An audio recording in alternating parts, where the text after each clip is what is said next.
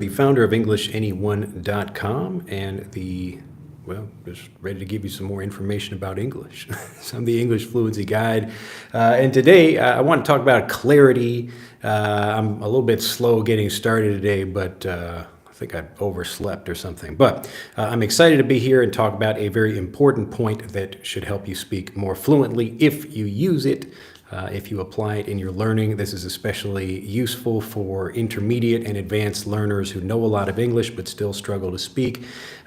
They typically continue doing the much harder thing of learning more words instead of just learning to use the words they already know much better. So you can certainly learn a lot more vocabulary if you like, but again, if you want to speak fluently, the size of your vocabulary is probably not stopping you from expressing yourself. All right, so let's get started. Nice to see you there, ASMR Arabi and Arola. Nice to see you there too. So this should be actually a pretty short video. I wanted to share something that happened. This was a conversation with my wife recently, and this is a more advanced grammar point she was using, but she used or basically said the wrong thing. So the vocabulary itself was correct, but she used the wrong thing for the situation. So she said, keep closing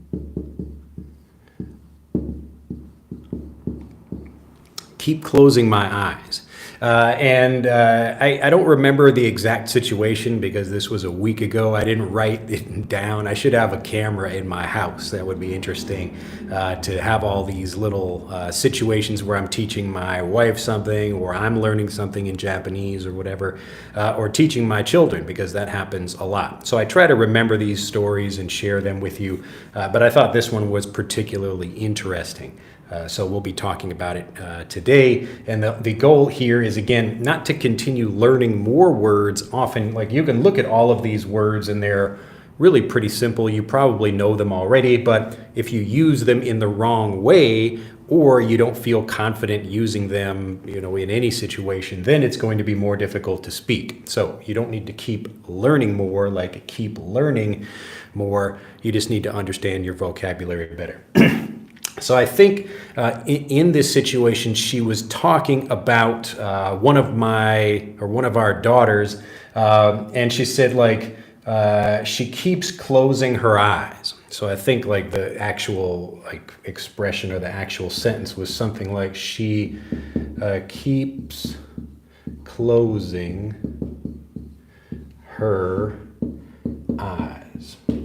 So she was talking maybe about one of my two daughters, I forget which one, but she said something like this. So one of my daughters, like Noelle or Aria, keeps closing her eyes. She keeps closing her eyes. Now, what she meant to say was, so the actual situation was, she's describing Noelle with her eyes, or Aria, whoever it was, just with their eyes like this. So how would you describe what I'm doing right now? I'll give you a second to put this in chat. So my wife is trying to describe this situation. What am I doing right now? How would you describe that? Now, there could be many ways to describe this, but using vocabulary similar to this, what am I doing right now? How would you describe that? I'll give you a second. I'm not looking at the chat right now.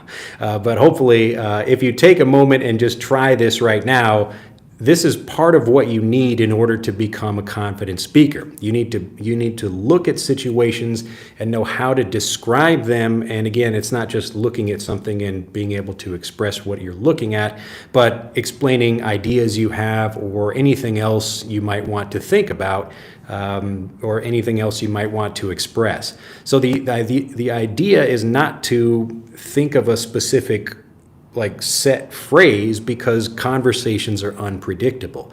So you don't know what other people are going to say and you have to be prepared for that situation. If people are talking about raising dogs or I don't know, whatever, they're talking about what their kid did at school, then you need to be able to respond to that without thinking about some phrase in a textbook. So when you can look at situations and describe them, especially if you can describe them in multiple ways, that's great. But if you say the wrong thing, then you can actually be communicating something different. And I'll give you an example of that in just a moment. So let's see if anybody took the time to write that, but let's see here. All right, somebody, so I'll go through these quick. Nice to see people saying hello. While I'm closing my eyes over here, I see I have people. Let's see, we got Ashley, nice to see you there. Anawful from Morocco. Fun, nice to see you there. Jao. Huge shout out from Brazil. Seeing good evening, Drew.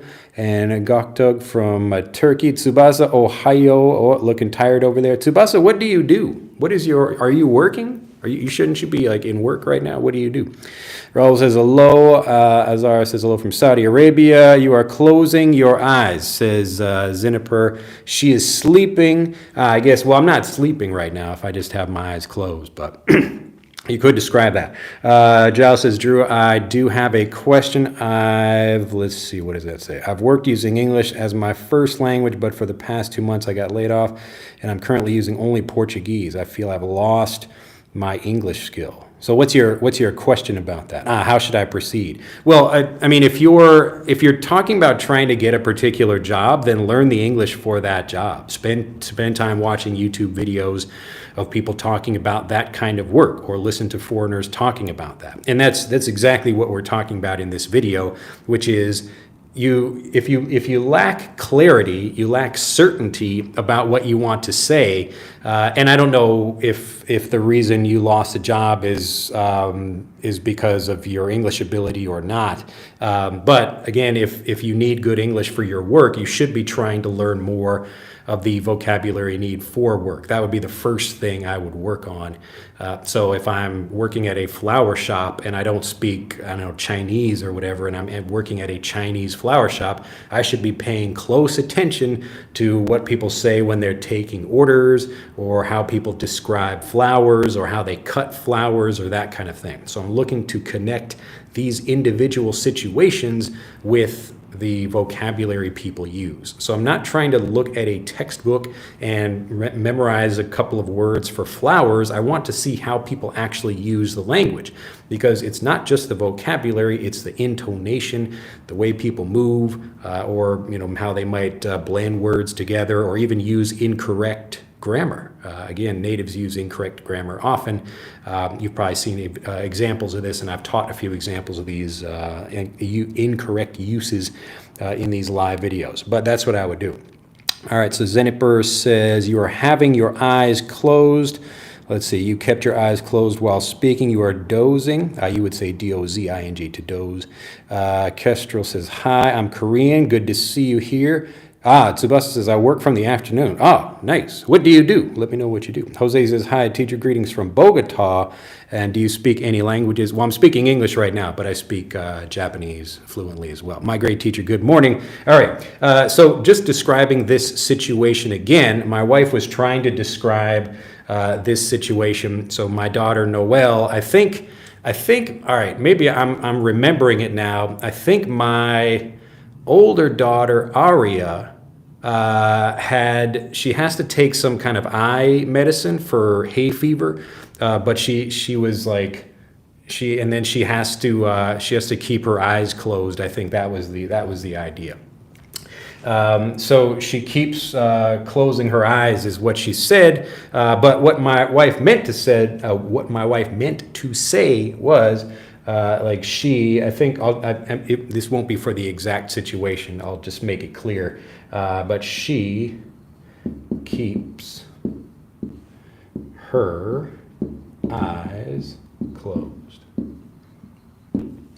Now, when you're just looking at these sentences, they look pretty similar, and it's easy to see why you might make a mistake with these, but let's look at the difference. So let's just say it's talking about my daughter Aria. She has to get some eye drops, and then after she gets the eye drops in, she has to keep her eyes closed. So here's the difference. So the second sentence here, she keeps her eyes closed, is like this.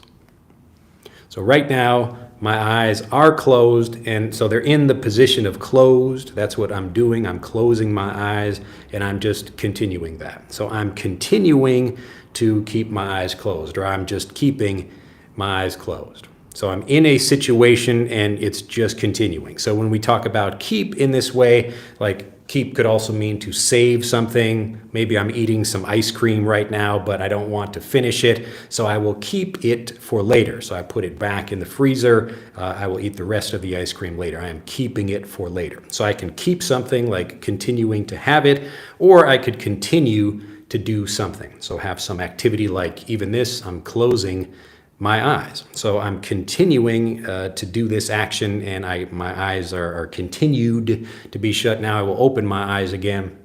But in this way, I am keeping my eyes closed, okay? To keep your eyes closed. Now, this first sentence here, she keeps closing her eyes. What would that mean? Well, it would look like this.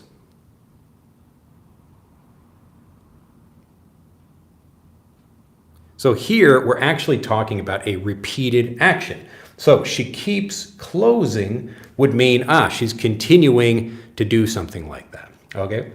So imagine like the same thing, like a door or a window. Maybe I keep opening the window. Or I keep the window open. So same kind of situation. So like, let's say I go into a room and if I have a window over here, so if I open the window, so right now here is the window, I have opened the window, this is the top and now this is open. You can see some trees and other things like that. So the window is open and air is coming through. So if I keep the window open, I will just leave it like this. So I set it and just leave it in this way. So I keep the window open. But if I continue or keep opening the window, what does that mean? It's like, let's say I'm in a comedy movie or something like that, and I close a window, but then someone else comes and opens the window again.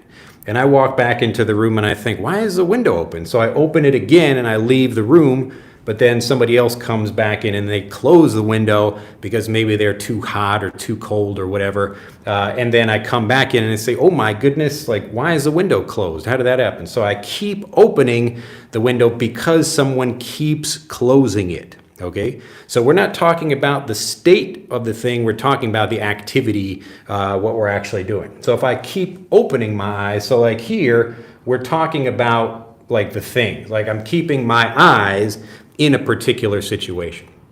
But here, we're actually talking about continuing to do something again and again. Okay, so they're similar, but you can see how they're different based on the situation. So if I keep doing something, like I keep making videos on YouTube, I continue to do that thing. All right, so if I continue doing it, it's a repeated action. I'm doing it again and again. It might not be immediately, but I'm continuing to do something. I continue to read books, or I keep reading books on the weekend or on Saturday or Sunday, something like that. So if I keep reading a book, it means I'm continuing to read that book. Maybe I start a book and then I continue reading that book, or I keep reading it. But you can see the difference here. And so it's easy to see how people might make a mistake if you're thinking about this more as like a learner rather than a native speaker. So a native speaker doesn't begin with the vocabulary, they begin with the situation. Okay? So a native speaker is looking like, okay, what am I doing what am I doing right now? Can anyone describe that? What am I doing? This is hurting my eyes. What am I doing? I am what? In which one of these sentences would be correct for that? Somebody please comment something quickly. Yes, so you're blinking your eyes, but you would say you are, so the correct thing would be you're, like this. You're, or you could just say you keep blinking. You keep blinking. So I'm blinking like this is to blink my eye, but I'm continuing to do it. I keep doing it, so I keep blinking like this to blink my eyes. So I keep blinking my eyes. I keep blinking my eyes. Okay? Now, there's not always like the exact same situation for both of these sentences, but the point is, hopefully you understand from the situation you're looking at, like you are blinking your eyes or you continue, but in a very simple way, I keep blinking my eyes. So maybe I feel like there's some dust or something in my eye and I'm trying to get it out. So I keep blinking, I'm continuing to do that action. So you could say I'm blinking, but I keep blinking means you're really talking about it extending or continuing to do it for a while. That's the difference. Okay, so she keeps closing her eyes would be like this. So not really blinking, but like I close them, then I open them again. So a blink is a faster, like blink, blink, blink, blink, blink, very quickly opening my eyes and closing them like this. Blink, blink, blink. Now if I only do one eye, that's a wink. So wink like that, I'm like, hey, you know something? Wink, wink. But if I close both of them, that's a blink. Isn't that interesting? One for a wink and two for a blink. So I keep, like I see some lovely lady across a room and I kind of wink at her like that. I wink at her. But if I keep winking, that would look kind of funny. If she might think I have a problem with my eye. If I keep winking, or even if I'm blinking at her like that would look funny to keep blinking at some woman. But again, the idea, we're talking about the verb here. What are you actually doing? So like you are winking at me or you are like, looking at me doing something. But if I keep doing something, like if I'm like keeping something in a particular state, that's a little bit different. So a grin, Brittany, is like, it's like kind of a slight smile like that, a grin. So a big smile, like, yay, I have like a big showing my teeth, but a grin is like, just a little bit of a smile. That's a grin. So you might not see your teeth there. You could see your teeth. There's not like a specific thing you have to say. Like I'm grinning or smiling or whatever. But let's see. Aline says, do we blink at or blink to someone?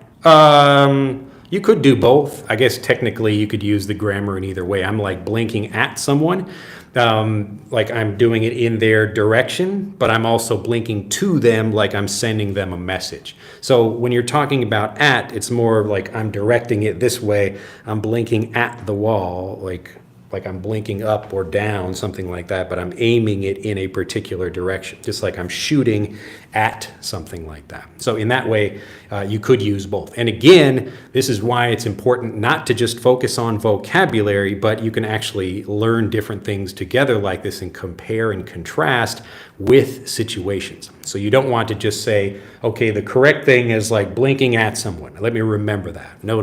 The whole point is, can you understand how different natives might describe the same situation differently? So one person says, yeah, I was like blinking at this lady or winking at this lady over here. Or another person says, I was winking to her, like trying to get her attention. So the nuance is slightly different, but both of the sentences would be correct. Okay, so don't begin with vocabulary. Look at the situation and see how natives would describe that. Or how they might, what vocabulary they might use when they're describing or doing something. Let's see if I missed anybody. Kestrel, you pop up on my feed. Great to see you. Giles says, thank you, sir. RQ says, where are you living? I am in Nagasaki. Oh, Tsubasa, you teach English. Oh, very cool. Let's see. And let's see. Julie, nice to see you there. Hi, teacher. I hadn't noticed you were streaming today. Hee. Well, I don't know if YouTube tells people I'm alive, or not alive, but just live or not. Let's see. Kesha says, a blind person will say, my eyes are closed. My eyes are closed. Yeah. So even a blind person could blink. You just can't see very well with your eyes open. Antonio says, what else do you do for a living besides teaching English on the internet? Sorry for this question. It's just a curiosity. No, this is what I do. This is my life. So I really enjoy solving the problem of how to get people fluent. And so that's what I do. I don't have like a separate job or whatever. My company just does this. But I enjoy teaching, and I miss being in the classroom, so this is my chance to do that. So I do these live videos to get to test ideas and explain things and talk with people and answer questions, that kind of thing. But I don't have a separate job or something like that. Let's see. Nalva says, I am keeping the window open. Yes. So if you open the window and you keep it open, now it is continuing to be in that state. You are continuing to keep it open. All right. Brittany says, hooray. Finally, I can watch your live person. Good evening from Peru. Drew, you should come to visit my country. You should see Seven Wonder Machu Picchu. Yeah, Machu Picchu looks like a cool place. I've only been to Colombia in South America. Let's see, blinking your eyes, blink your eyes. You're blinking your eyes very fast. Let's see, green. Okay, we got these already. I once heard the word squint. So this is like squinting like that. Sometimes if your eyes are not that good, like that, I'm kind of squinting, looking at something. Maybe I can't see it very well, so I'm squinting. This is to squint. So it's interesting when you learn these different examples. Again, it's good to see the situation first. So you look at what I'm doing right now, moving both of my eyes. I'm blinking, blink, blink, blink, just like your lights on your car. That quick, like little light right there. Like if you're switching lanes or something, we also call those your blinkers in the same way. So turn your blinkers on. You're telling the traffic signal or whatever, letting people know you're turning right or left or whatever. So that's another way to describe it. So the same thing, I'm blinking, both of them, or I'm just winking with one, or I'm squinting. I can squint with one eye or both eyes. So to squint. Let's see, and Ebru says, hi, I am a Turkey girl in watching you. Well, welcome to the party. Jose says, teacher, what is your take on an English teacher who doesn't master English teaching English?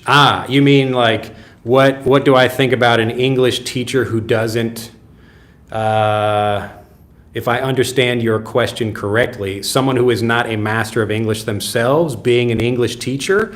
I think it just depends on the level you're teaching. So for any skill, if I don't know much about doing something, I should probably not teach like other people how to do it at like a level above my level.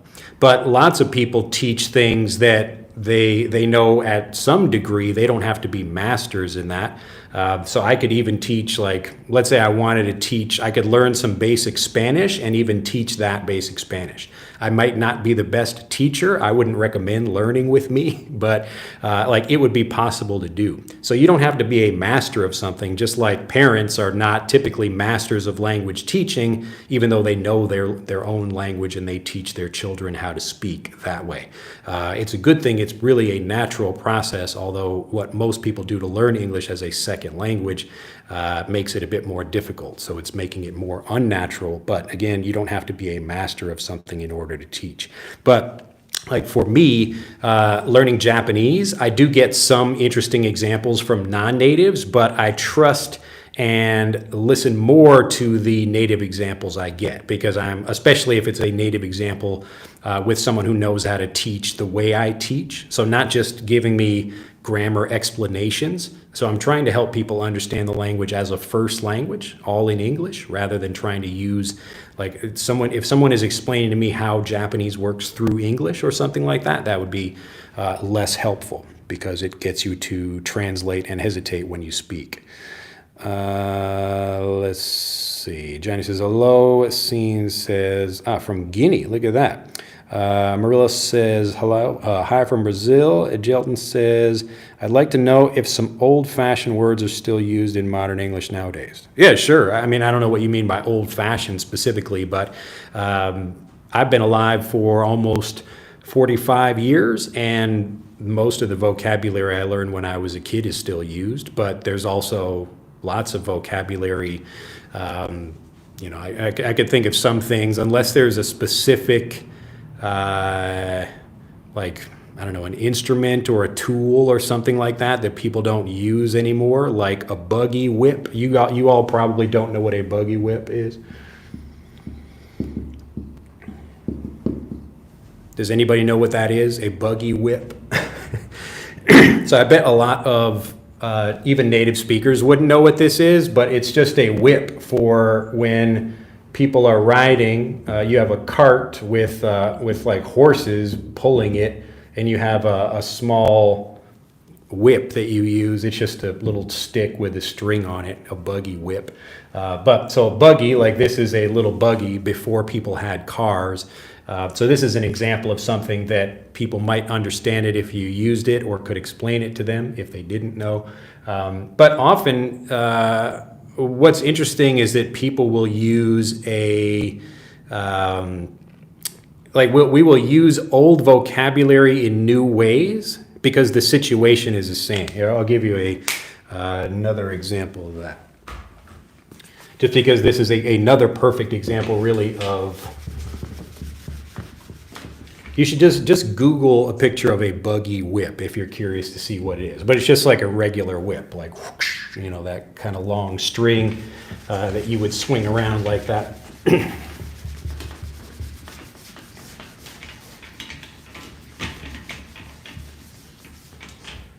So as an example, just related to this, if you look at a phone today, this is not a very good phone, but let's just imagine here's a phone, very simple phone.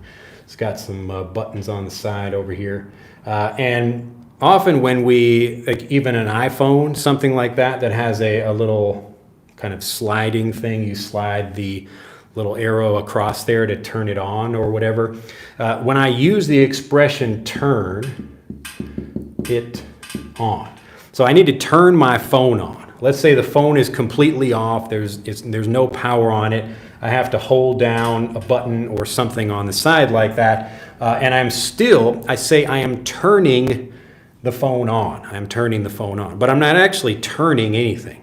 All right. But so this vocabulary to turn on something is used in this situation because it's just describing putting power or activating a particular machine. All right. But it comes from when we have something like a radio or an old television set or an old machine that actually did have a little turning knob on it where you turn something and that actually turns the thing on. So this situation, like these two things are actually different. Here I'm physically turning a button and here I'm pushing a button. But native speakers still use what you might call old-fashioned vocabulary. We still use it today because it's describing basically the same thing. So I might have a light switch on the wall. It's just like on or off like that, a light switch. But I might still tell my kids, hey, can you turn off the light? And children, when they hear this, they recognize like, oh, light is on, light is off, light is on, light is off. And so they recognize, oh, okay, to turn on the light, like I'm making it go on. But children typically do not, in the same way adults would, think about grammatically what that means. Like a young child is just like, oh, okay, turn on, turn off, turn on, turn off. And they don't care if I'm turning something or flipping a switch, something like that. So the physical action is a little bit different, but the result is the thing we're really describing. And this, again, is why I talk about why it's so important to pay attention to situations and what people say rather than thinking about, okay, what is the specific vocabulary or what is correct? And again, you will have many ways to express things, like turning on and off a light or switching on and off a light, something like that. So again, depending on what your specific question is about, like there are some words that we continue to use because they're useful and people understand what they mean, even though the action is slightly different. Okay, so phrasal verbs are particularly good for learning for this kind of thing because, again, there are so many things where we don't have like, one use of it. It's not like we don't want to say like, hey, push the phone on. Like nobody says push the phone on, even though they're pushing a button. Everyone says turn the phone on because we're so used to saying that, and parents teach that to their kids, even though the action is different. We don't say like, hey, slide your phone off. Nobody does that. It's just like turn your phone off. It's the same kind of thing. One last example for this, when we're calling someone, another phrasal verb, we end a phone call by hanging up the phone. So another phrasal verb here, hang up. And so a young child, when they hear that, they are in a situation, they're listening to a parent talking on the phone, and I'll say, okay, I will talk with you later. I'm talking on my smartphone, and I say, okay, I will hang up the phone now, and I push a button. and my child is not thinking like, wait a minute, you didn't hang the phone on anything. Why did you say that? What they're doing really is they're just accepting the vocabulary. So this is much more difficult for adults. When adults are learning languages, we really want to understand, hey, wait a minute, why did you say hang up when you pushed a button? What's going on here? And it's because they don't have that context of the same way that children are learning by connecting the situation to the vocabulary. Okay, so part of this is just an extra lesson here, is if you can accept things more as a learner by connecting situations with vocabulary and not worry so much about like, wait a minute, why do we use this word in this situation? I know it's hard not to do that. Like I do that myself when I learn something in Japanese. So I heard some example in Japanese, and it was like what was the word? It was like teki ni kizuku or something like that. I forget what exactly the example. And I was like, ni? I was like, teki ni kizuku? Like, why wouldn't it be like teki wo or something? And I was just trying to think about it like logically in my mind. But my daughter was laughing at me. She was like, no, you wouldn't say that. And that's because my daughter has a more natural sense of how things like that work. With me, I'm still trying to think it out logically. So just for people who are wondering about this, the hang up example is because we used to have old phones that would be hung up on the wall like that. So if we've got our phone example here, there's used to be a long cable. I feel like an old man talking about this for maybe some people who are watching who maybe you've seen this in an old movie or something. But so people had the phone, and you couldn't just walk anywhere. People had phones in their house, and it would be connected and usually hanging up on the wall. Sometimes it would be like a different kind of phone style where it would be, let's see, it's kind of like the flat one with the moving around a lot. And the phone receiver, this is called the receiver. You would sit it down on the top of that thing. All right. So when we hang up the phone, I take the phone down and I'm talking on it. When I'm done, I hang it back up. That's why we hang up the phone when I'm done talking. Okay. But even though we don't physically do this anymore, I can push a button and I'm still hanging up the phone. Okay. So again, when you're looking at this, you have to have some level of just I need to make a video about this specifically, but it's more about accepting the language like a child. You don't necessarily have to learn like a child, but that's really important about like accepting the language rather than just like being very specific about like why this word is in this situation. All right. So often there is an explanation, but many times natives can't explain this. And I think if you ask a young child today, even like a young, an American, I don't know, like a 10-year-old child, if you say, hey, why do we hang up a phone when you're pushing a button? I bet many of them would not be able to tell you why that is. They would use the phrase correctly. They would have a sense for this is the correct thing to say because everybody says that, but they probably wouldn't be able to explain why that is. Okay. All right. So the point not to use like translations when you're learning or think about, try to think about the vocabulary or grammar too seriously like that. All right. So have a little bit of faith as you learn, try to accept the language and really just pay attention for how natives are using the language. That will give you that sense and that clarity that we're talking about in this video. To go back to the example that I was using at the beginning where we talk about this, like maybe I'm talking with my girlfriend and she keeps getting angry. So she keeps getting angry. She keeps getting angry. So she keeps hanging up the phone. She keeps hanging the phone. All right, so she's continuing to do that. She gets angry at me and hangs up the phone again. She hangs up, so she's continuing to do that. All right, or if I kept the phone up there, like the phone is, it keeps hanging up there. So it's continuing. I do it. It's set like that, and I'm going to keep it like that. Okay, so there's the state of the phone up there, or the action of someone continuing to hang up the phone, and you can be hanging it like this, or pushing a button to end a phone call in the same way. Let me know if that's too confusing or if I'm talking too much about that, but hopefully it makes sense. I know a lot of people, it's difficult for them to understand the language without getting these explanations. Let's see. Where did we leave off? Let's see. Tuck says it's pretty hard to pronounce they, or do they, to pronounce do they as a thing, do they? You should get Frederick. Click on the link in the description below this video if you'd like to learn more about pronunciation and make all this pronunciation much easier. It will teach you that step by step. So just get the app in the link down below this video. Richard said the light was blinking. Luciano says you're doing a really great job. Keep going, my friend. The show must go on. Boa sorte. I guess maybe I'm pronouncing that wrong, but I'm guessing that's, let's see, Portuguese maybe? Good work or something. Jose says, thanks for teaching, for your wise and kind words. I'll keep on learning. Victor says, to identify your accent, where are you from? I'm from Chicago in the United States, but the way I speak in these videos is a bit more teacher-like. So it's my actual speaking voice. If you watch my conversation videos on this channel, you'll hear more of that. But I'm trying to be very clear in these particular videos when I'm teaching new vocabulary or helping people understand ways of learning. I want to make sure I'm clear.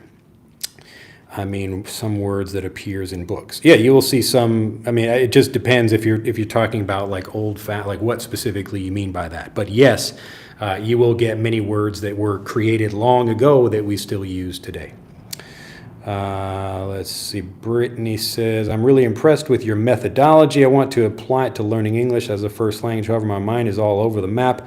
I already know a lot of words, but I'm not fluent yet. So this is the kind of thing we do with Fluent for Life.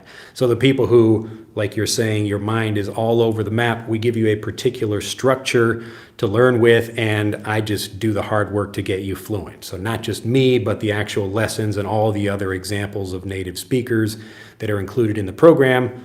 We just get you fluent because we help you understand. We give you that clarity where you feel confident about using the language, not just learning more of it. So if you're interested in actually becoming a confident speaker, that's what we do in the program.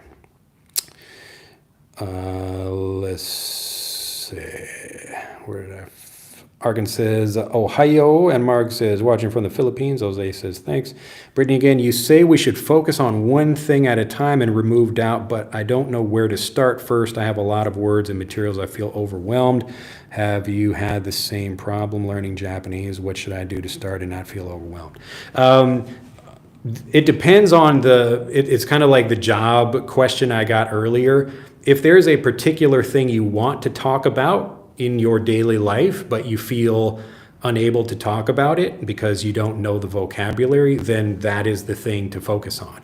So there could be lots of things. Like this video today, I could be talking about hundreds of different topics or teaching any kind of thing, but I just took a vocabulary example that happened recently in my family because my wife is a good example of the kind of person I help. So she knows a lot of English and she actually speaks really well, but she often doesn't feel confident about certain vocabulary. So she might think, well, I can understand when other people use it, but I'm not sure if other people understand me or if I'm using the right vocabulary or if it's correct, whatever. So those same kinds of problems. So I take those lessons sometimes and use them in videos. So I could do lots of different things, but it really just depends on what your specific interest or difficulty or pain point, whatever it is. But you don't have to like follow a particular textbook. Just begin with the things that you have in your life that you want to talk about, but you cannot. Let's see. Tiago says, turn the car off. And Jelton says, please, can you make a lesson telling about the old-fashioned words that are not commonly used in English nowadays? I don't know. You can just find that on YouTube already. I wouldn't need to make a video about that. And why do you want to know about old-fashioned words that aren't used anymore? Just focused on what is being used right now. If you're interested in this just as a hobby or an academic thing, I'm sure you can find videos that teach that. But if you're trying to speak right now, today, with the vocabulary people use today, and some of that vocabulary is, from many years ago, then just focus on that. Learn the particular things for the situations you need to use English. That's how you learn.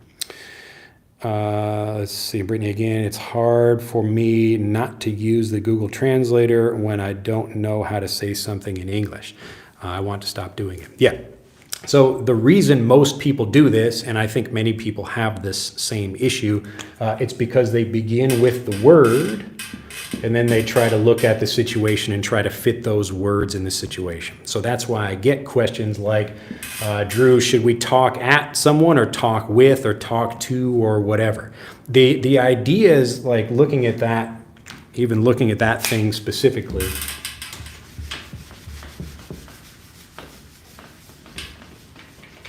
The words don't really mean anything by themselves. It's only what they mean in a situation. So if we have a word like talk, and then we have maybe like talk to, or talk for, or talk with, something like that, people will say like, what is correct? And it's like, the answer is not what is correct, it's just what is appropriate for a particular situation. And sometimes more than one thing would work. So you could use different ways of expressing something. But typically, like talking to someone, I'm like, people will use this, especially like talking to and talking with. Talking to means more like I'm directing my my energy or my voice or some message or something at a particular person. So here's me. And like I'm talking like this other person is just listening to me. So I'm talking to that person. And often a talking to, like I'm giving someone a talking to, like that's where like maybe in a case of a boss or something, like a boss is talking to an employee. And in that case, the employee doesn't really, it's not like a real conversation. The boss is just telling you something and you just say, yes, boss, or whatever. So that's talking to someone. Talking with someone, like if I tell someone, hey, I'd like to have a conversation with you, or I'd like to talk with you about something, it means much more like there's going to be more equal conversation flow. So I say something, you say something back, I'm talking with that other person. Okay, so the point here, instead of beginning with the word and kind of learning this way, you actually want to learn from the situation and go back this way to the vocabulary, because this is how natives understand the language, all in English. So if you want to speak without needing Google Translate or whatever you use, then you begin with the situation. You see how people are describing something, and in that situation, they use certain vocabulary, or we talk about situations with certain vocabulary. And in that way, we know for this situation, I can say this. I get clarity about that. I feel confident. I feel certain, and that's how I can use it. Okay? What most English learners are doing is they're beginning with a list of words. Okay, I learned talk. Maybe I have a translation of this in my native language, and then I learn something else. So they just continue to learn more words like this, but they never really learn to connect them with situations the way natives do. So when they speak, they think about some word in their native language and then translate it into English and then try to express it, but they don't really do it very well. So this is the problem that many people have, and this is why I do what I do. So I fix that problem by helping them understand this. So the real key here, the thing I do differently, is trying to give people clarity about the language, because I can get you fluent before you speak and really help you understand things and make you feel confident about using the language. And in that way, when you know, oh, in this situation, I know I can say this, then they will communicate confidently.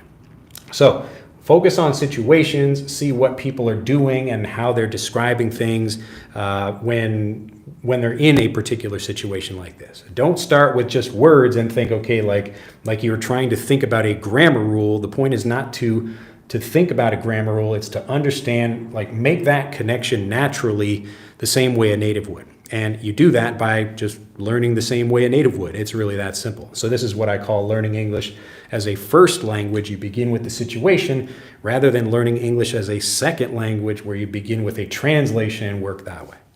Okay? All right, let's answer a couple more questions over here. Right. Let's see. Praiseworthy. Hello from Bangladesh. And let's see. Brittany, again, many people are talking about level of English at A1, B2, C1. Where does that come from? Is that important? It makes me feel insecure when people ask me that.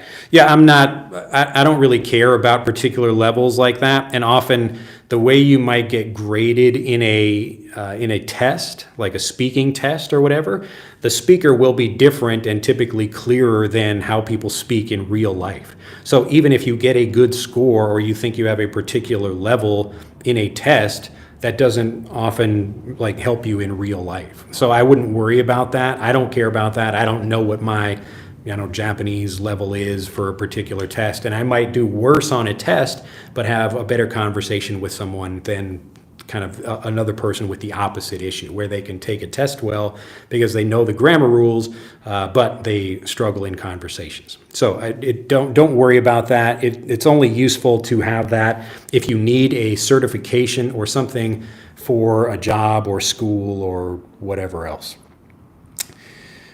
Let's see. So in my country, Peru thinks having a C2 certificate is utterly important. Well, if you need to get a particular certificate, just do whatever you need to do to get that, and if that's useful for your job or career. Collins, nice to see you there from China. And how can I structure that if I'm not able to join your course? I'm flat broke. Well, I don't know. Talk to somebody and get them to give you some money to join. That's how you can do it. Or you can just follow the same strategies that I teach. It's just more work. Fluent for Life basically is done for you fluency. So you don't have to go looking for material. You don't have to understand what it means. You don't have to do all this research yourself. It's already done for you. I've already created all the examples. So you just kind of go through it and, now I understand things much better. I feel more confident speaking. That's how it works. So if you want to do it yourself, it's like DIY, do it yourself, rather than done for you. So DIY is you're taking the same ideas. So begin with whatever situation or kind of topic you want to talk about and get a bunch of native examples of that thing. You will just need to take more time trying to understand what everything means. It's much more difficult, like this is what I do to learn Japanese. So it's more difficult because I don't have a program like mine that teaches the same way I do. I just have to get examples where I can. But the good news is I know how to do it, so I'm able to get it faster. It would just be much faster if I had an actual program that did the same thing mine does for English learners. But that's how you do it. So if you've got no money, then use your time. People usually have one or the other. You got a lot of money or you got a lot of time. But whatever you're trying to do, this is how you would do it. Let's see. And Julian says a good strategy to improve your English is not to study English itself, but study in English. I learn a lot of computer-related topics. Yep. So that's the same kind of thing. Like you're focusing on a particular topic and getting information about that thing in English. Johnny says, if was no phone before and cells at the beginning, how's that right way to say finish the call? People would just say end the call, or I don't know, push off or something, I guess. So people will find a way to express that, and there will become a common way of saying it. But turn off, just people have been using that for so long, and people continue to teach their kids the same thing without realizing it. So that's why we do it that way. Brittany says, English has become limited and I want to get more varied review. It's become limited? Is it like a paid thing now? I don't really use English, but that's interesting if they don't allow that anymore. Nalfa says, actually, I can understand 99% of your communication. Is that great? Wait, are you asking me a question or are you telling me about that? Let's see, and UL1K, it's 4 a.m. in Ukraine. Good morning, sir. Got to go to bed and watch your live after. Or you can just say watch it later. All right, let's see. And Jelton says, you didn't get my point when I mentioned old-fashioned words that show up in books. I guess not. If you'd like to rephrase that, let me know, Kestrel. Let's see. Love to see students from different countries are learning from you. Yeah, we got people all over the world in our programs and who watch here on YouTube as well.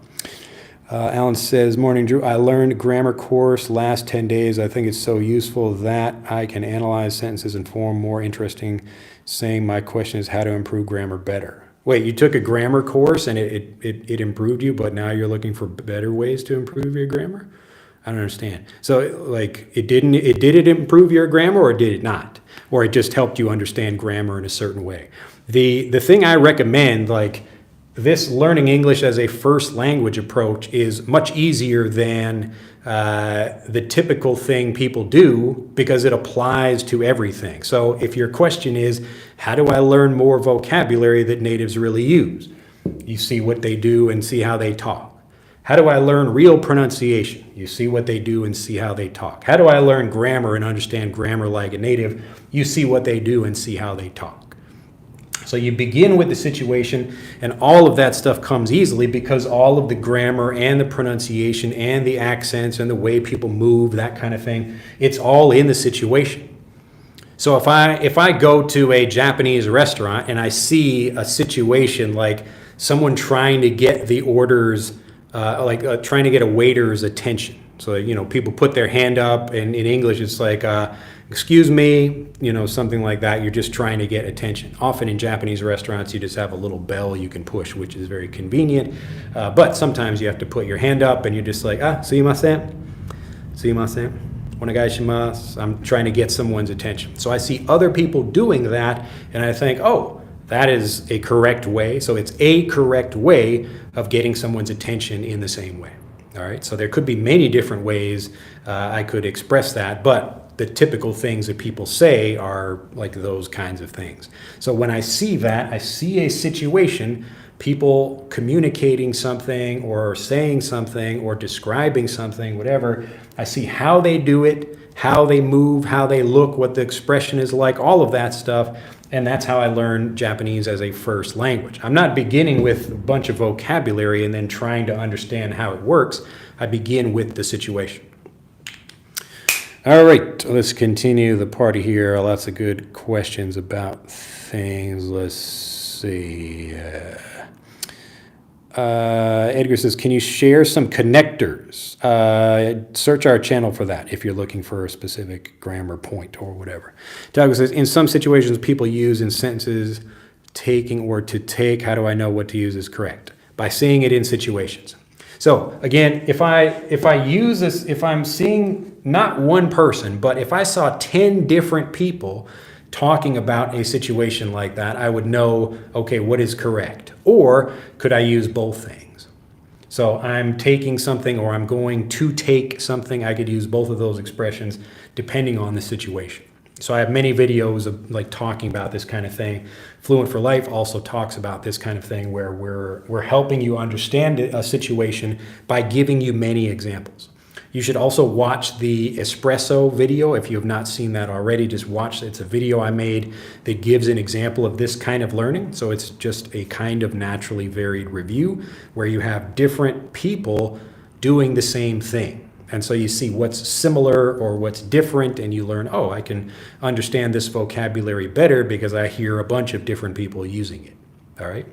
So whatever the grammar point or pronunciation or whatever thing is you're trying to learn, get more examples of that thing, and you will understand it better. Let's see, and Sor Maria Mercedes, if that's how, that's a long name. I enjoy the clarity of your lessons. Thanks a lot. Yeah, it's my pleasure. I know, like, I hate when I learn something, and especially sometimes it takes a while, it takes a little bit more of an explanation to understand something like that. And my wife will get angry at me sometimes. She just says, you talk too much. Why do you take time to explain things? And I say, well, look at the results of it. You know, our children, they can both speak English and Japanese well. And I know a lot of foreigners who live in Japan who their children really just speak one language or the other. And so I have to spend time really working with my kids, but I don't have a lot of time to do it, but to make sure they really understand things. So my younger daughter, Noelle, asked me, does weekend mean oyasumi? So she was asking, like, you know, does like weekend just mean vacation? And so I actually took, like, I could have just said like yes, or I could just said like no, but I'm trying to give her a better understanding of what that means, like why we use this word weekend. And I gave Aria, my older daughter, a similar example about that. Like, okay, here we have a week, like Monday, Tuesday, Wednesday, Thursday, Friday, Saturday, Sunday, and the end of that Saturday and Sunday, so Monday, Tuesday, Wednesday, Thursday, Friday, Saturday, Sunday, the end of those 2 days, this is a week. So if this thing is a week here, this is the end. And so we have another week next to that. So we have a week, then the next week, and the next week, and the next week, like that. But this is the end of the week. And usually the end of the week is where people don't have work. So Monday through Friday, this is where you have school, or this is where you have a job or something like that. And on Saturday and Sunday, you do not. So on the weekend, we have like time off. So this could be oyasumi, which is just the Japanese word for like rest or like time off. But I said also, you could have oyasumi, a time off day like in the middle of a week. So let's say this is a holiday and you don't have school, that's oyasumi, but it's not the weekend. Okay, so I'm taking a bit more time to explain something to my daughters, but when they understand the context better, they really understand the vocabulary. So I'm trying to give them clarity. I'm not just giving them a yes or a no when that really doesn't answer their question. So often parents will just say yes, that's like yes. So like weekend means oyasumi, but like it doesn't really mean that. It just, it's kind of sometimes like we have a word, like here's a word and here's another word over here. And sometimes they have the same meaning, but sometimes they do not. And it's better to just get examples of that. So because I can teach this way to my children, even though I don't spend much time with them, I mean, I do get some time, but it's not like I'm with them all day, every day. But that's how I'm able to get them fluent faster. So the same things I do with my own family, these are what I do in Fluent for Life and the other programs I have that get people fluent. So my daughters are not getting fluent by repeating vocabulary again and again. They're getting fluent by understanding things well and getting clarity. All right, so that's how they're actually becoming more confident speakers. When you feel confident, when you feel something is clear, you understand it without a doubt, then you speak, okay? You can try to do the opposite, which is learning something like the traditional way. You learn a word or a translation, and you try to force yourself to repeat that thing again and again. But if you're not understanding it better, you're not going to speak. So a big vocabulary will not help you if you're too shy or you struggle with your words or you forget things or you have to translate in your head, whatever other problems you might have. So learning more words is usually not the best solution for most learners, all right? You can speak better with the vocabulary you already have. All right, see how long we're going here. About an hour almost. Let's see here. You guys keep coming with more with more questions. Let's see. Tuck says, there are some people I can't understand even though I review sometimes. Well, I guess it would depend on the particular situations, but yes. So if you listen to my lessons and you can understand me, I'm making an effort to speak clearly. You can understand what I'm saying, but many people will not. So maybe your boss or the people you see on TV or some clients or customers or whatever, not everyone makes an effort to speak clearly. And that's why people often say, Drew, I wish everyone spoke as clearly as you do. And I just say, well, I can't change everyone else, but I can help you make that language a lot easier to understand. And that's what we do in Fluent for Life and these videos right here. Brittany again, yeah, I don't really care about a level either. You are completely right. Yeah. So again, it doesn't matter for you, but if your job requires a certain English level, then get the certification if you need that. But I've met many people who have a certification, but still can't speak very well, or they just lack confidence or whatever the issue is. So the certification is really only useful for getting the job, but being a good speaker at the job or while you're working is a different thing. All right, Kesha says, I learn English by watching movies and reading books. Luciano says, I think you really know how to speak well. It's a gift. No matter how hard you try, you'll never be incomprehensible. Well, I'm incomprehensible sometimes, and I don't always express things as clearly as I could, especially in a live video like this. So if I take time, usually my writing is much simpler, and I try to be more clear about that. But I try to make my lessons comprehensible for people. Collins again, considering that I'm an English teacher in China who have never been living in an English-speaking country, I plan to listen to podcasts from native English speakers every day for 2 hours or so in order to be more like a native. What do you think? So I don't know if this is just a typo, considering that I am an English teacher in China who have never been living. You would say who has never been living in an English-speaking country. Your English is generally good, though, from what I'm reading here, in order to be more like a native. What do you think? I think it just depends on your particular motivation. Like, why are you trying to improve your English? Is it just to be able to teach things better? Or do you need to speak better with native speakers? What is the actual goal there? And if you don't need to speak with natives and you just need to make sure you feel confident about the language you are teaching to your students, then just focus on that. But for me, listening to podcasts is less helpful because it's only giving me things I can hear. So if I listen to a lot of Japanese, I'm kind of putting, I'm getting input, but input, it doesn't really get you fluent. The thing that gets you fluent is certainty. And so if I could listen to lots of people talking, but if I don't understand it well, then I'm really just wasting my time.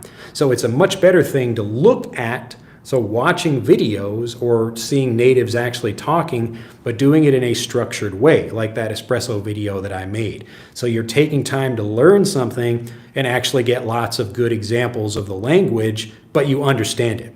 So if I just listen to a bunch of random Japanese podcasts, lots of people are going to use vocabulary, but they might not be very good teachers. They might not help me understand things clearly. And then I'm just feeling frustrated because I hear all these words and I don't know what they mean. So it depends on the situation. But yes, if you like, listening to native content is better than non-native content. But often, again, like people are, they're like, they just think they need to get English in their life or whatever. And it's like, it's helpful, but it's like if I just, I don't know, try to do business by doing a bunch of random things, and maybe something works, but a lot of it will probably not. So if I'm being structured and smart about how I'm doing it, I can get fluent much faster without spending 2 hours a day just listening to random stuff. Okay, so be smart about how you do it. Think about what your particular goal is, and then listen to the English related to that kind of stuff. So whatever that happens to be. Let's see, Diego. How do I stop feeling insecure about speaking if I've had many experiences with people who pretend they don't understand me when, of course, they do? Well, that's interesting. You think people are pretending that they don't understand you when they do? They're gaslighting you in a way. I mean, if that's actually the case, are you sure they really don't understand you? Like maybe, I don't know the situation, but it's interesting that would be happening multiple times with different people. But stop talking to those people then. Find some different people to speak with.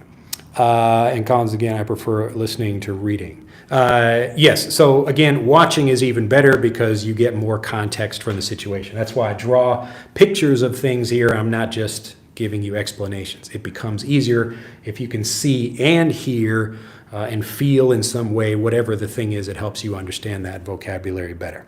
Again, like I've used this example before. If I want to help you understand what a flavor of food is, I say, here is a banana, and you've never tried a banana before.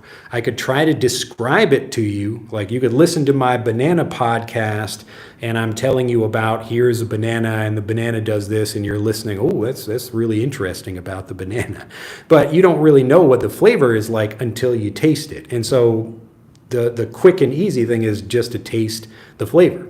Just like you can see something and really understand it much faster than only hearing it. All right. So if you enjoy podcasts or you have to work while you're doing something else, then, as we say in Japanese, shikata ga nai, but like, do whatever you have to do, but be as systematic as you can. You should join Fluent for Life, actually, if you'd like a nice systematic approach that will help you understand things like a native. Let's see. I think maybe some people are talking to each other there. All right, Rocky says, will there be anything for English native speakers to notice someone being able to speak English? In other words, how do they gauge how fluent they are when they first meet? You mean native speakers?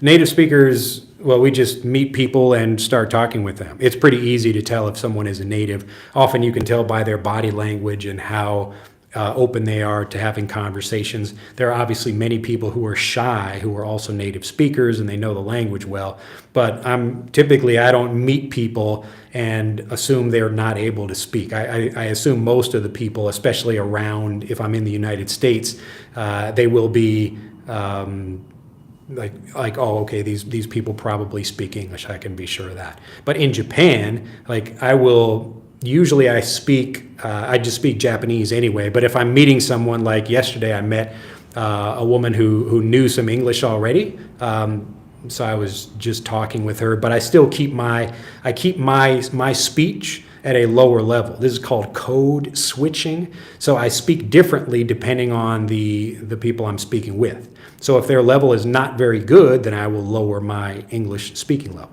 I don't really try to change my grammar. So my mom will sometimes do that. She was like, we go, like she's speaking, I don't know, to like an animal or something like that. I'm just like, no, just, keep it simple or whatever, but you don't have to look stupid about it.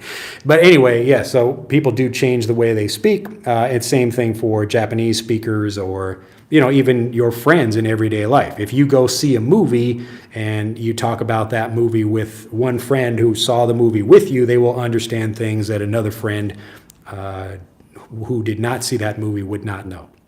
So people judge other people's speaking or ability to understand certain topics all the time. So it could be an industry thing also. If I don't know much about computers, then maybe someone who is explaining to me about computers should explain it simply because I won't know a lot of the technical vocabulary for that. Let's see. But don't worry about it too much. I mean, the point is you don't even need to find people to practice with in order to improve your English. Again, the whole idea of this video is about clarity, not meeting more people, not learning more vocabulary, not studying more grammar. Okay, it's just getting clarity, and that gives you the confidence to speak. So after you feel confident and you want to start meeting more people, that's great, but you don't need to meet people to feel more confident about your English. All right, let's see here. I'm trying to get to the end of the... Oh, Tom, nice to see you there. It's so frustrating to get in touch with people who speak English and they refuse to speak with you just because you're not as good as them. I'm in Canada, bro. Ah, okay. Is that what you guys are talking about? So don't expect native speakers just to speak with you because you want to speak with them. That's not their job, and a lot of people aren't going to do that. And in the vocabulary or the situation probably would not be very interesting for them, and they might also feel bad that they can't explain things to you if you're talking with them and they say something and you start asking them questions about the language that most people just don't know.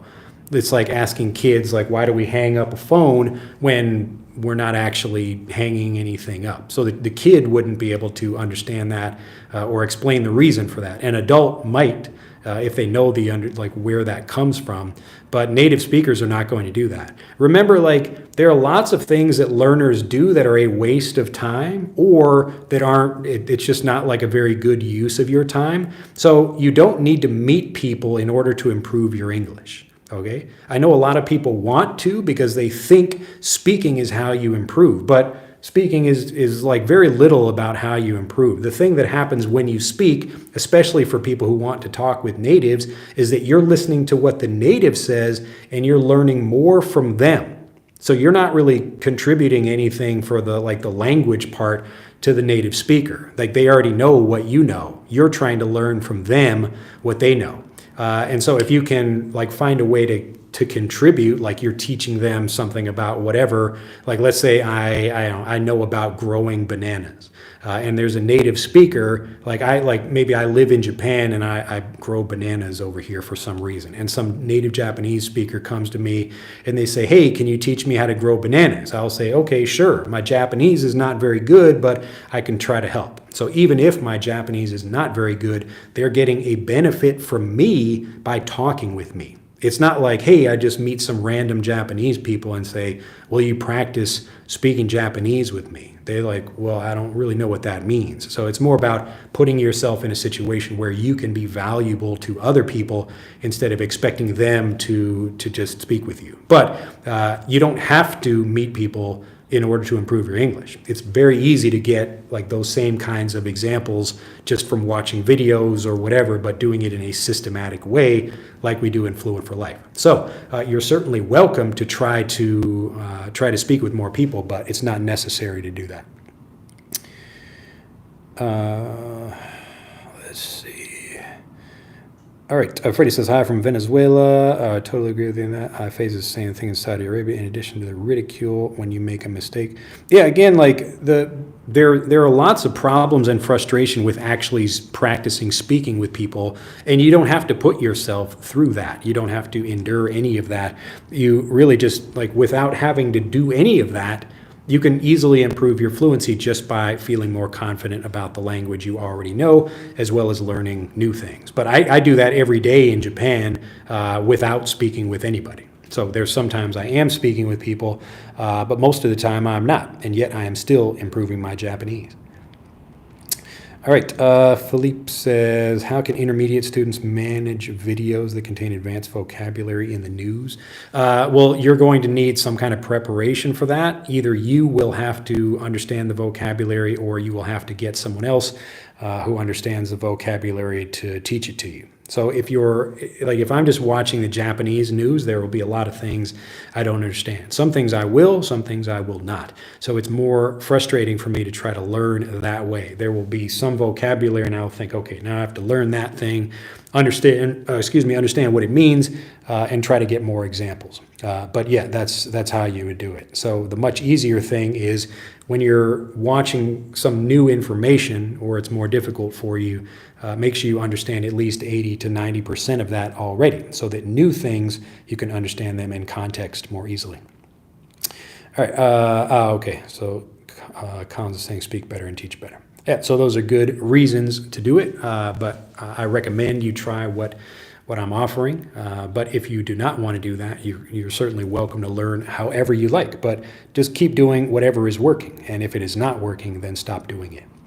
All right, Freddie says, where can I practice speaking English with people directly via cell phone or laptop? Well, I mean, like speaking with people, again, if you want to do that, just Google searching like speaking English, and there are people who offer services for that. Or if you want to take time to meet people and develop relationships with them, there are ways you can do that too. Like I teach how to do both of those things in Fluent for Life. But it's easy to find services, like just Google like practice my English speaking, and you will find people. If you're looking to do it for free, it's going to be more difficult for you just to chat with people, unless you do some kind of language exchange or something like that. But for me, I don't want to spend my time trying to teach my own language in order to learn a different language. I want to use all of my time speaking the actual language I want to learn. So it just depends on what you want to do. But again, speaking practice is like, it's one of the things that people worry most about that you don't really need to do. So you can do it, and it's great if you have people to speak with, but again, most of the improvement comes from what you hear them saying rather than you repeating things that you already know. So if I already know how to say something, I can repeat that again and again. I'm not improving my fluency really, I'm just saying some things I already know. But in a conversation with a native, I will hear them say things.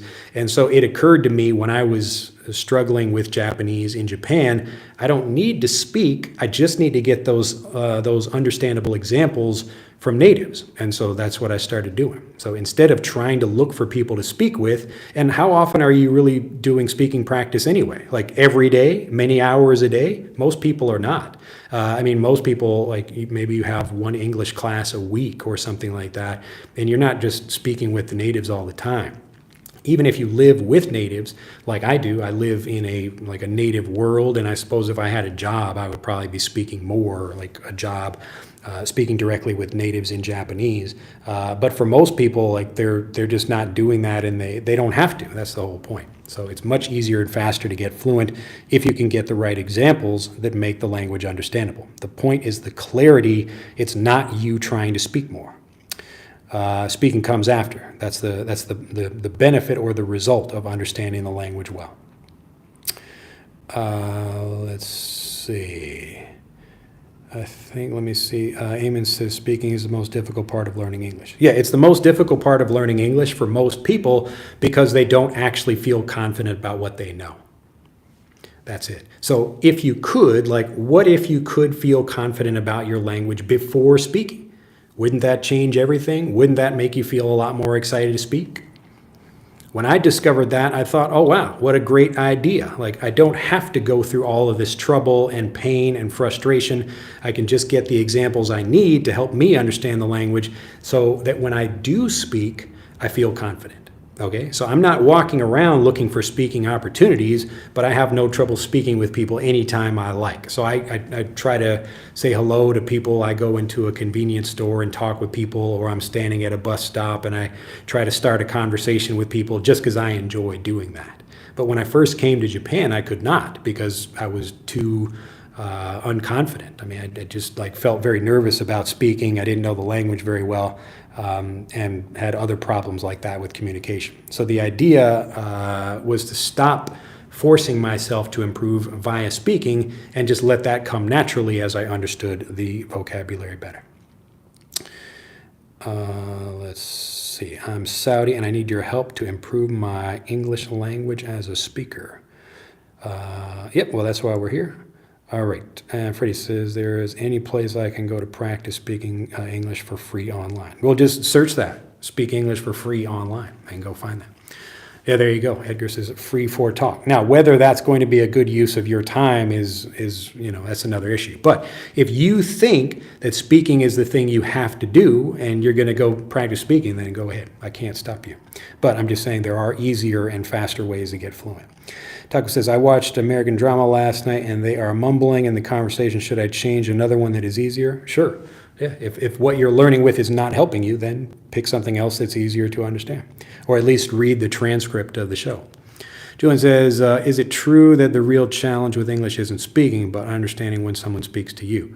Well, I wouldn't say it's like the real challenge in that everybody struggles with the same thing. It's just, it depends on what the issue is. So I might have an issue with my confidence because I don't know my grammar very well.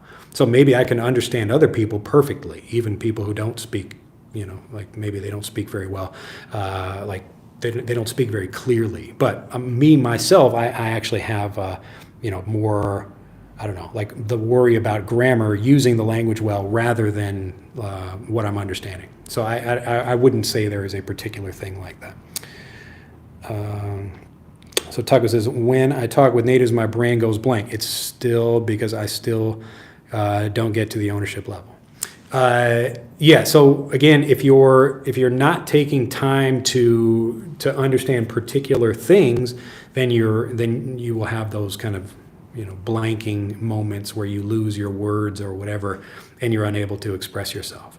But if you do feel confident and you've seen lots of situations, so a native speaker does this or a native speaker in this situation says this, you will feel more confident about speaking. So you won't lose your words. Again, all of the problems and frustrations people have when they speak come from how they learn. That's it. So if you change the way you learn, you will change the way you speak. You don't have to speak more, you just have to change the way you learn. So instead of learning through translations, you try to understand the way natives actually learn. All right, it's the same kind of thing. Let's see, and Julian says, speaking is a consequence of understanding. Yeah, so you can speak before you feel confident, but it's much easier to speak when you do feel confident. I think everybody would agree with that. But the typical thing, if I'm in a regular class, I could go to any Japanese classroom right here where I am, people learning Japanese. It's going to be, here's a phrase, now everyone practice saying it, and then, okay, I don't really feel very confident because when I get into a conversation, natives say something differently, or they express it differently, or their pronunciation is different, or I can't understand what they're saying, or whatever.